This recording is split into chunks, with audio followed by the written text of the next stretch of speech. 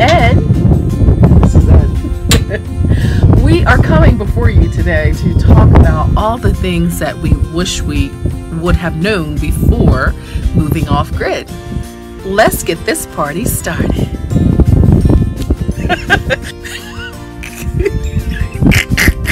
We have been off grid for 1 month. When we decided to move a month ago, the month prior, we had record-setting rainfall, literally. So our new foundation was a bunch of mud and clay. We were listing to the right. So cheesy, but so true. So we did the gangster lane for a couple of days. This is my motto. Black folks living in a travel trailer on top of a mountain. Yeah. So that's what we had to deal with.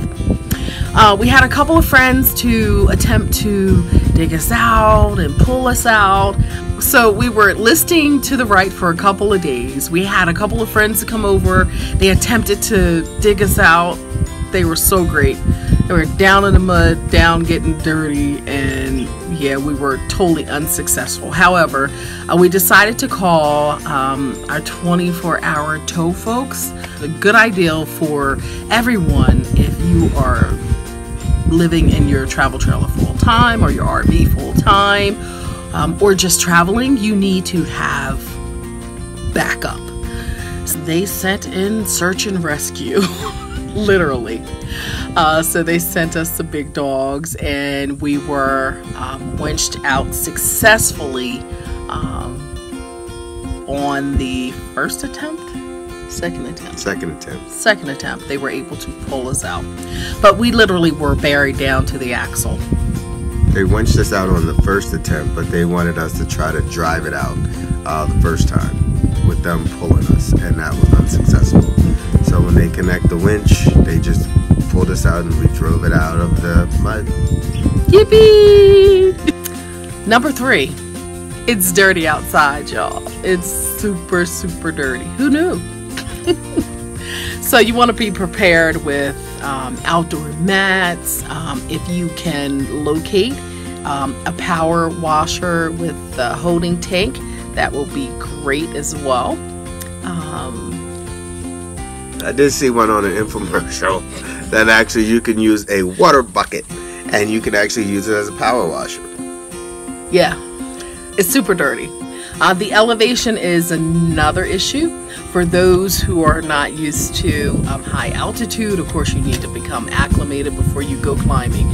We have been at approximately 5,800 feet for 3 years now. At the top of Johnson's Peak here, we are at 6,200 feet. If you go a little bit further up the mountain, it is at an elevation of 6,400 feet. What I have noticed is just a little bit of shortness of breath, but not like when we initially moved here 3 years ago. But in our prior location, yeah, it took about 6 months to become acclimated to the elevation. You'll notice shortness of breath, swelling in your hands and feet, and fatigue. We need to talk about the temperature extremes. You might have 102 during the day, and at night it might be 40. We've had some great temperature extremes in addition to the wind, but we are not complaining. It is absolutely gorgeous on Johnson's Peak. The wind is amazing when it's 102 degrees. And the wind will rock you to sleep at night. It does. It does. The trailer just goes side to side, and you just sleep like a baby. Oh, and speaking of sleeping. Oh yeah, speaking of sleeping, who knew that when it's nighttime and the sun goes down, you are ready to go to bed? Literally. And when the sun rises in the morning, you are awake. So being a night owl was a little different for me to be in bed by 9 o'clock. Also, I'm waking up at 4 in the morning when the sun rises. It is very interesting. It is different. And it is true what they say, that you will go to bed when it's dark outside and there's no street lights. your lights are out. And I believe it's because of the body's rhythm. And then too, during the day, we're busy. Who knew? I believe it's because, you know, living off grid requires a lot of work. It's strenuous work, especially lifting that water, which is super heavy.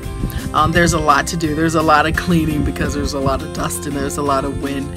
The water, maintaining the power, just moving in general and unpacking.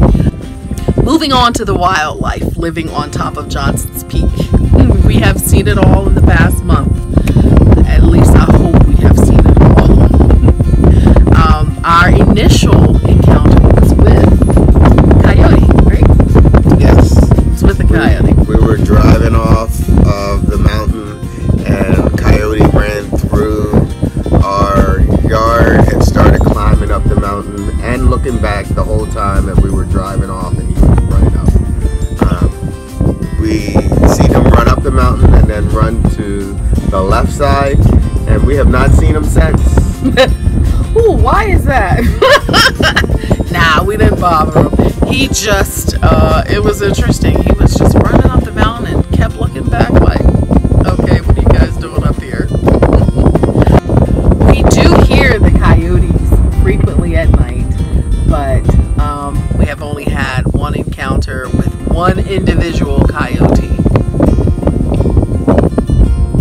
And our recent snake video, our second encounter was with a snake as we were emptying our black tank. And we did make a video if you guys want to check that out. So he was actually just going under the trailer as we were emptying the black tank, and Brenda was in the house, in the trailer. So I was trying to keep him from her not seeing him as he was coming through, and he decided that he was coming through anyway, and she did see him. So I saw him. I watch got the him video. on tape. I got them on tape. It's funny. Watch the video, guys. Watch it. It's on our YouTube playlist. Check it out. Make sure you give it a thumbs up. And for those who have not subscribed to our channel yet, please subscribe to our channel, Johnson's Peak. We would appreciate it. We have about 30 videos uploaded thus far. Please go through the playlist when you get the chance. Give everything a thumbs up. Hopefully you like it. We're going to be bringing you more content ASAP. What else did we encounter here on Johnson's Peak? Salamander. He was in my shoe. There's also a video of that. Yeah, he hangs out here all day. He does. He goes from the trailer to the playhouse to the trailer, and he just hangs out on the carpet in front of the playhouse and in front of the trailer. Usually in the shade. He's looking for shade is what he's looking for. What else? We haven't seen any deer since it got warm. We usually see deer running around the property. Mm-hmm.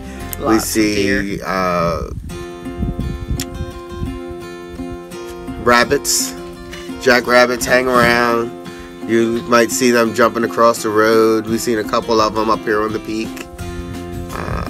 Turkeys, wild turkeys are around.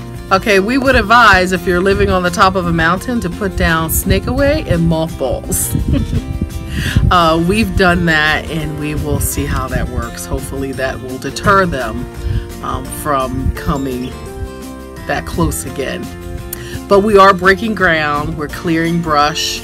We're putting in pit run, and so we're disturbing the ground. So who knows what's gonna crawl out of the ground. But we'll keep you posted with the video. No mountain lions, thank God. Thank God. No mountain lions. So my job was to get the water heater working. It only took about 3 weeks before we figured it out. First place, we had a propane and electric water heater. Trying to get the water heater to ignite has been the hardest part. We know we have propane running through the rig because we have heat and we have, so we know we have propane going to the system. But I could not get the water heater to light. Started taking apart the igniter and took the igniter into the local RV shop and had them look at it, and they said the igniter looked fine. So I put the igniter back together. Then I looked at the switch that was on top that connected to the igniter, and there was a plug that was not plugged in. So I plugged it in, and we were boiling water so we can do dishes, and then Brenda turned the water on, and then she said, hey, there's hot water. So we had finally, after a couple weeks, we had hot water, but we had electric hot water. So I went back out to try the propane. Doesn't matter whether it's electric or gas, I had hot water. Went back out to try the propane and had Brenda inside, turned on the igniter switch, and waiting, nothing. I said, oh, I can manually light it. Stuck the fire stick inside the igniter, and poof. It was a big woof. I learned not to do that again. So we don't have propane for our hot water heater yet, but we have electric. So we coming. do have hot water. We're gonna figure this out. It's a matter of time before we figure this one out. Yeah. But we do have hot water. The other thing that a lot of our neighbors have been telling us about is a fire break. That we need to have at least 30 feet of fire break around our property. So we are starting to work on our fire break now. So we can have at least 30 feet around our property to be able to save our property if there is any fire or anything being on top of a mountain. Fight the fire. Fight the fire. And we are in the desert. For those of you who do not know, it's the high desert. It's high desert. The winds pick up here in the high desert every day between, I'll say, like 2 and 5 o'clock. 2 and 5. And I'm not talking about baby winds. I'm talking about big wind, big wind. And it's great when it's really warm outside. It's a reprieve, actually. Okay. Next topic, trash removal. Daily trash removal. Yeah, one would think trash would be super simple. Super simple. But because of our remote location, the local trash company will not navigate our road. Not at all. So that means not only do we have to take the trash out of our trailer every day, so we have a bag of trash a day, we also have to take our trash to the dump. Who does that? So we go to the dump once a week to take our trash. Who does that, y'all? The magic dollar amount we did last week was $5. How about that? Bus gas. And we probably had, I don't know, 15 bags. It's a lot of trash that you accumulate being off grid. Yeah. Because you don't want to keep anything inside your trailer. Mm-hmm. So we literally take our trash out every single day. Yeah, we have 3 trash cans. We have 2 super large heavy duty trash cans, and we also have right outside of our trailer the metal trash can with the metal lid to keep critters and animals out. Yeah, we empty that about every 2 days. And for those, when we say down below, we are on the top of Johnson's Peak at the lowest level of our property at our gate. It is about 5,800 feet. At the highest, it's 6,400 feet. From the gate to the top of our mountain, where we are currently located, is a half a mile. It's a long way down. I would like to delve into solar. So go power, here I come. Go power if you're watching. We're here. And we need some go power. So we've been looking at it. So we're looking at the go power setup system. It has 3,000 watts inverter, and it has 2 to 3 solar panels, and that's what we're going to do for the travel trailer as well as the playhouse. We do have one solar panel on our travel trailer thus far, and it is able to maintain all of our lights with no problem without using the generators at all. So we can operate all our lights, our awning, the slides, everything. Except for air conditioning, USB. TV. You can use the USB power to power up your cell phones. USB power, that if you have a fan that runs off of USB power, it will work. A little portable air conditioner that works off USB power, that will work. Yeah, and let's explain that. We purchased a portable fan powered air conditioner. It's about yay big. And you place 2 cups of water? 2 cups of water in it, and it has a USB connection which we can plug in, and it blows nicely. It is nice and cool at night. That is on those nights that the wind is not already rocking us. Which most nights the wind here is like shake, rattle, and rolling us. That's true.